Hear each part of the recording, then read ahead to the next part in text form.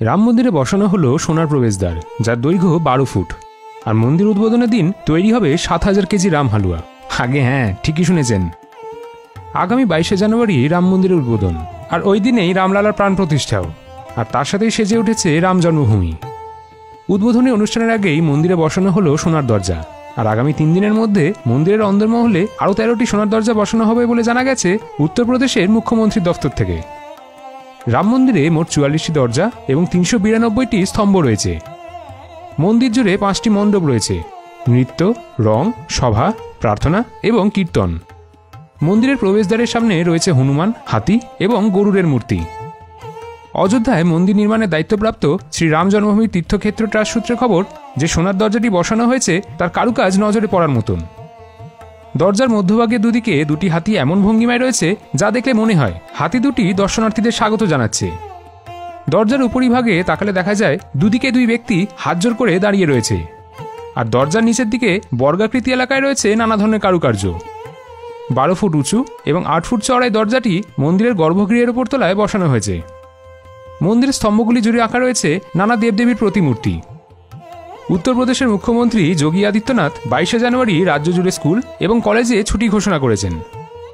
উত্তরপ্রদেশের সমস্ত কারাগারে লাইভ স্ট্রিমের মাধ্যমে রাম মন্দির উদ্বোধনী অনুষ্ঠান দেখানোর সিদ্ধান্ত নেওয়া হয়েছে। শুধুমাত্র উত্তরপ্রদেশের কারাগারগুলিতে নয়, দেশ জুড়ে সমস্ত বুথ এলাকায় লাইভ দেখানো হবে রাম মন্দিরের উদ্বোধনী অনুষ্ঠান। বলি তারকা থেকে শুরু করে ক্রিকেটার, দেশ বিদেশের মোট 7000 খ্যাতনামী ব্যক্তিত্বকে মন্দিরের তরফে উদ্বোধনী অনুষ্ঠানে আমন্ত্রণ জানানো হয়েছে। আর সেই উপলক্ষে তৈরি হচ্ছে 7000 কেজির রাম হালুয়া। সেলেফ শেফ বিষ্ণু মনোহর, যার লাইভ রান্নার ক্লাস এবং ফিউশন ডিশ সোশ্যাল মিডিয়া জুড়ে বিখ্যাত, তিনি এই বিশাল উদ্যোগের ভার নিয়েছেন। তিনি গর্ব করে নিজেকে একজন কারসেবক বলেন এবং মন্দির আন্দোলনের সময় তার উদ্যোগের কারণে তাকে 22শে জানুয়ারির অনুষ্ঠানে বিশেষ আমন্ত্রণ জানানো হয়েছে। তিনি অযোধ্যায় একটা বিশাল রান্নাঘর স্থাপন করছেন।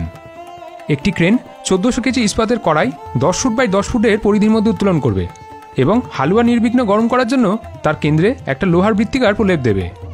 এটির ক্ষমতা 12,000 লিটার।